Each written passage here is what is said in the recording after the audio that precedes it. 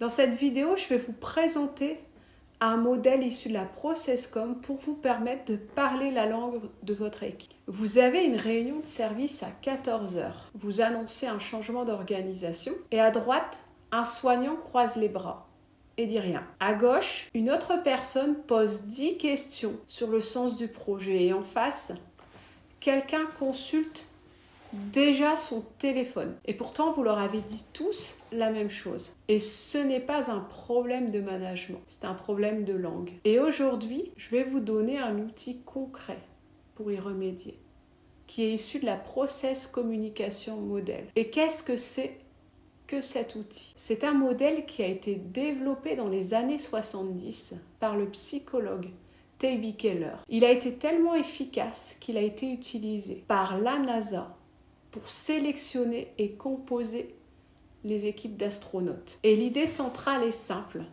On n'a pas tous les mêmes besoins psychologiques. On n'a pas tous les mêmes façons de traiter l'information. On n'a pas tous les mêmes façons de nous comporter sous pression. Et donc la ProcessCom, elle identifie 6 types de personnalités. Et chaque personne possède les 6, mais à des doses différentes. Et surtout, chacun a un type dominant, sa base, qui est son mode de fonctionnement au naturel. Et en tant que cadre, votre travail n'est pas de changer les gens, c'est de vous adapter et d'adapter votre communication à ce qu'ils sont. Et donc, quels sont les 6 types de personnalités? En premier, on a le travailloman.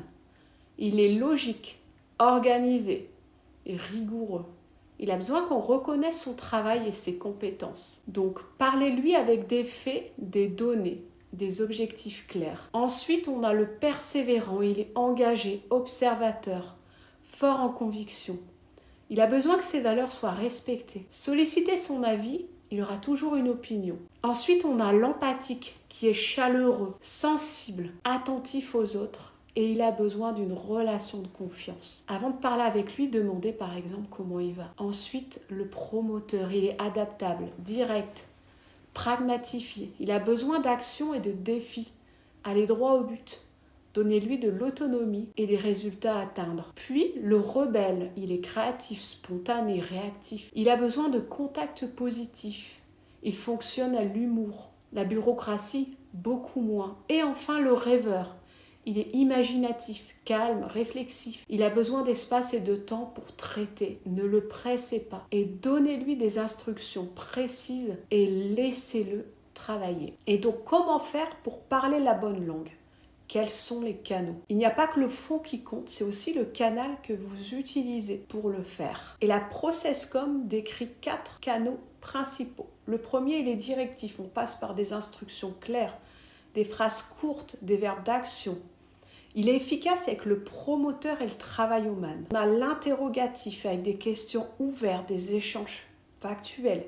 Il est idéal avec le travailloman et le persévérant. Puis le canal nourricier qui est chaleureux, à l'écoute. On prend soin de la personne et c'est indispensable avec la personne empathique. Puis le canal émotif, on va utiliser la spontanéité, l'humour, le contact.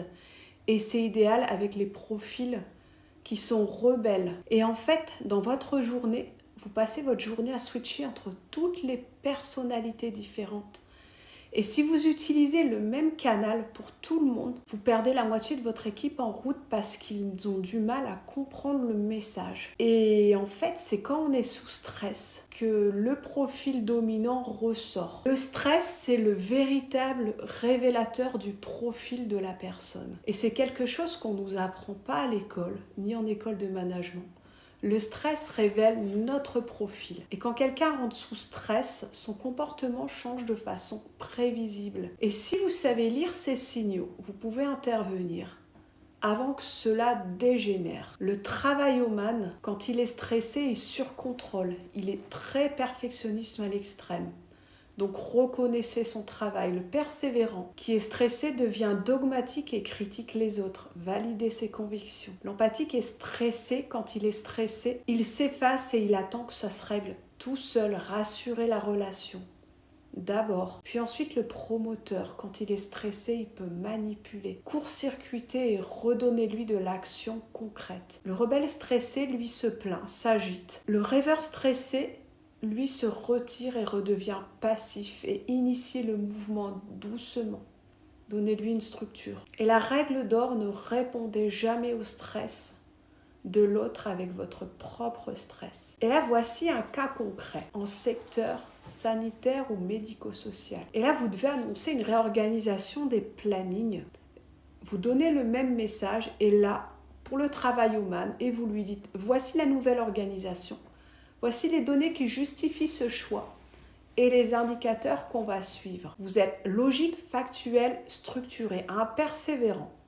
J'aimerais ton avis là-dessus. Comment est-ce qu'on préserve la qualité de la prise en charge dans cette nouvelle organisation? Sollicitez-le et ne décidez pas à sa place. À un empathique, je voudrais vous en parler directement avant que ça circule. Je sais que ça peut vous inquiéter. Et comment vous sentez-vous par rapport à cette situation? Toujours privilégier la relation avant l'information. Lui dire, on a un vrai défi à relever. Et j'ai besoin de votre créativité pour trouver comment on fait fonctionner tout cela. Être dans le dynamisme et pas de discours descendant.